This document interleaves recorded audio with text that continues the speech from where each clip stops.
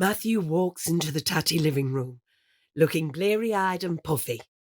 He glances at 2 empty bottles of wine and 6 empty packets of Monster Munch.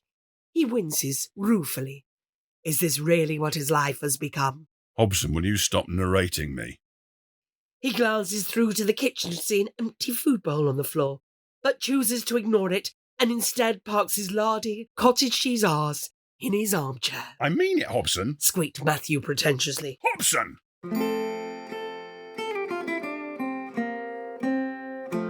Cat Person by Chris Heath, starring Sue Vincent and Chris Heath.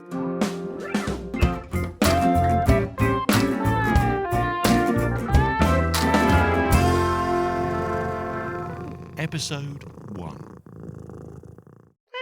Right, there. You've had your breakfast now. Are we happy campers again? I want fuss. Oh, I love it when you're monosyllabic. You want some fuss, do you? Yeah, now. Would it kill you to use the magic words?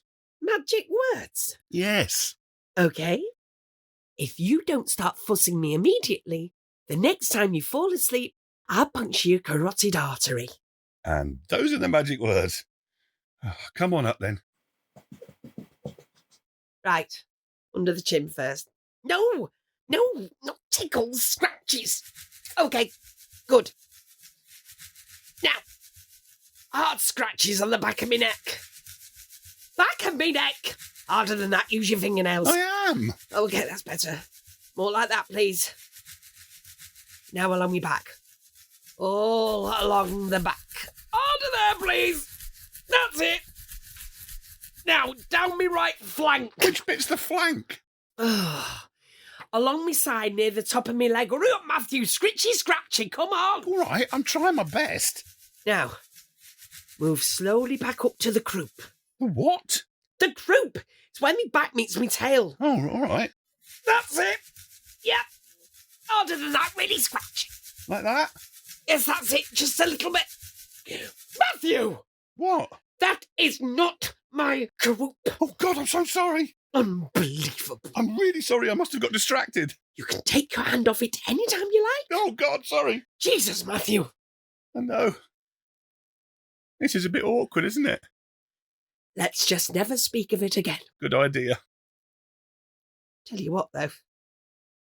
I bet you wouldn't have got distracted like that if you were getting enough sleep. Oh, I'm not sleep deprived. I just get a bit of insomnia every night. I know, Matthew. But when you don't get enough sleep, you're not as ready to leap into action if I have a polite request that I'd like you to attend to. Hobson, what exactly are you getting at? Well, it's been a year since you first brought me home from the rescue centre. Oh, yeah. I suppose it must be. Wow. That's flown by, isn't it? Yeah. What does that noise mean? Well, first of all, you're nearly right. Things definitely started well.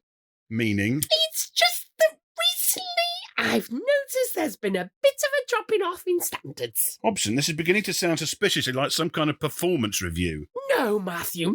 No. I see it more as a kind of caring intervention, born out of love. I'm worried about you, you big goof. Things are starting to slip, and I worry you're not doing okay. Well, I'm very grateful, Hobson. You certainly appear to sound very concerned about me, and that's very lovely of you, but I'm feeling fine. Are you, though, Matthew? Are you? I don't think you can be. Shall we start on the subject of food? Food? Well, I'm eating about the same as I usually do. All fine on that front. I even lost 2 pounds this week. Yes, but you gained 11 pounds last week. You've only lost a bit because you ate some expired chicken nuggets and got the runs. Anyway, I was talking about my food, not yours. Your food? What do you mean, your food? Hey! Don't feel under fire, Matthew. As I said, things started out fine. You'd feed me whenever I asked, day or night, but then... this rigid, draconian, oppressive regime started to take over. And now you only feed me twice a day. That is the correct amount of times you should be fed. If anything, I was a bit too soft when you first arrived. You say soft, I say kind. Anyway, let's move on to the quality of food. Is this going to take long, Hobson? Why, are those chicken nuggets still wreaking havoc? No, I'm just curious. So then, I've noticed, Matthew, treats have become a little less frequent. It's cat food, biscuits and water, and that's it. No extra little nibbles or dreamies or steamed chicken breast. Well, there's a cost of living crisis going on. Yes, but that's happening to you, Matthew, not to me. Why should that mean I don't get me fresh fillet of fish at the weekend? Well, I'm sorry, Hobson, but I'm afraid Salmon Saturday just got too expensive on my wages. But I will think about bringing it back once a month. Don't patronise me, austerity boy. I suppose you'll be using the same feeble excuse on the subject of entertainment. Entertainment? Yes! Squeaky mice! Catnip pouches! Little balls with tinkly bells inside. I've not seen anything like that for months. Well, the fact is, yes, money's been more tight, and I've had to be careful only to buy the essentials. The essentials, he says. The essentials. Then if I may draw the jury's attention to these 3 empty Amazon boxes on the table. Jury? I'll make up your mind, Hobson. This isn't an appraisal, an intervention, or a court case. It's all 3, Matthew. Now, for the ladies and gentlemen of the jury, would you please tell me what arrived inside each of these 3 packages? I don't see how this is relevant, Hobson. Please, Matthew. All right. It was a build-your-own TARDIS kit, a holster for my air pistol, and look, do I have to do this? I'm afraid so. And a professional ocarina. And there you have it. Is there anything more pathetic than a single middle-aged man with disposable income? How dare you not spend that money on me? Well, in my defence, Hobson, it is my money. Well, I hope your money brings you comfort on those cold winter evenings as I sit shivering, hungry and uncomfortable. Uncomfortable? Ah, yes, I'm glad you brought that up. I didn't, you did. Apology accepted, Matthew. Now, when I first arrived here, you gave me verbal assurances that I was free to sleep anywhere I liked in the whole house. Is that correct? Well, yes, but... Is that correct? Yes. Thank you. Now, despite these assurances, every time I try to sleep in the armchair, you turf me out onto one of the other cushions that you know I don't like quite as much. Hobson, you have 2 fluffy cat beds, 3 fluffy blankets, an extra-large fluffy cushion, and a fleecy radiator hammock. I only have one place to sit, and that's the armchair. My armchair.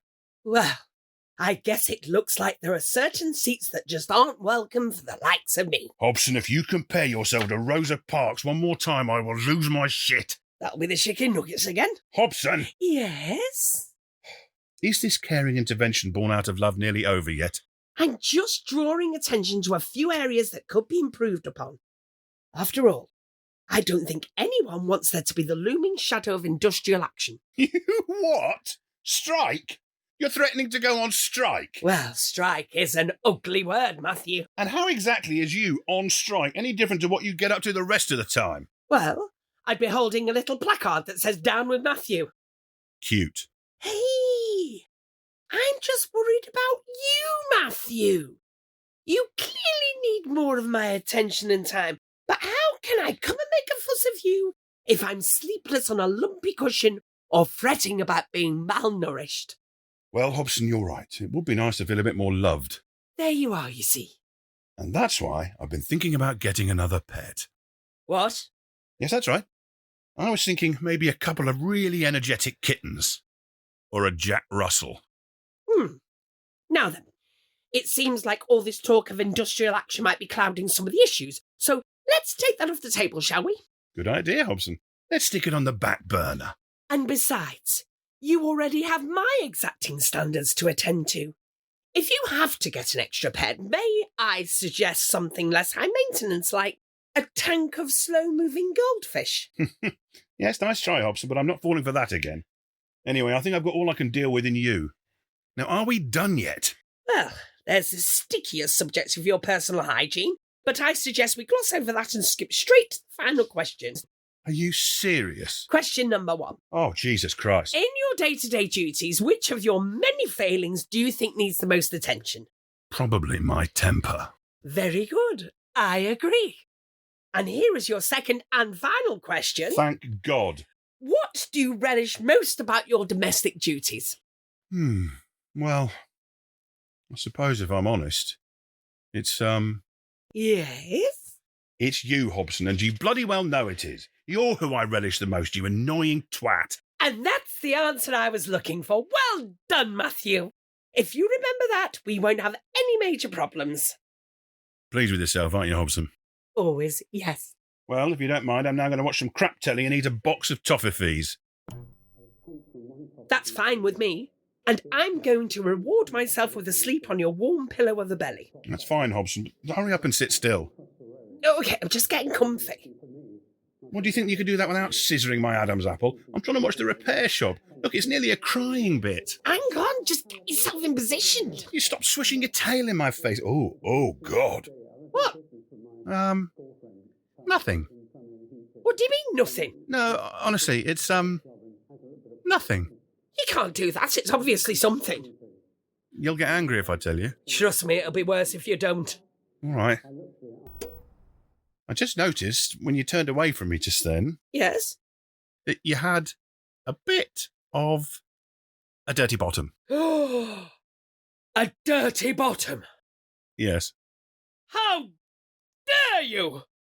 I have not got a dirty bottom. See, I knew you'd react like this. I never have a dirty bottom. I am known for never having a dirty bottom. Well, I'm sorry, Hobson, but today you happen to have a bit of a dirty bottom. Nonsense. If anyone's got a dirty bottom, it's you, Matthew. Don't turn this round on me, Hobson. I haven't got a dirty bottom. Prove it. Show me. Show me your dirty bottom. Absolutely not. Aha! J'accuse. That's because you have got a dirty bottom. Hobson, I am not going to take my trousers down and bend over just so you can check to see if my bottom is dirty. And why not? Well, how do we explain it if someone walked in? Yeah, fair enough. I'll give you that. But that doesn't mean I've got a dirty bottom. Yes, Hobson, aside from the fact that your bottom is dirty. I just saw it. Look for yourself if you don't believe me. Maybe I will. Please do. Okay, then. Matthew, Yes, Hobson? I'm going into the other room for a minute. Yes, I thought you might. Going to take care of something, are we? Yes. I'm going to sit on your laptop keyboard and then pull myself along all the kitchen worktops. With my dirty bottom!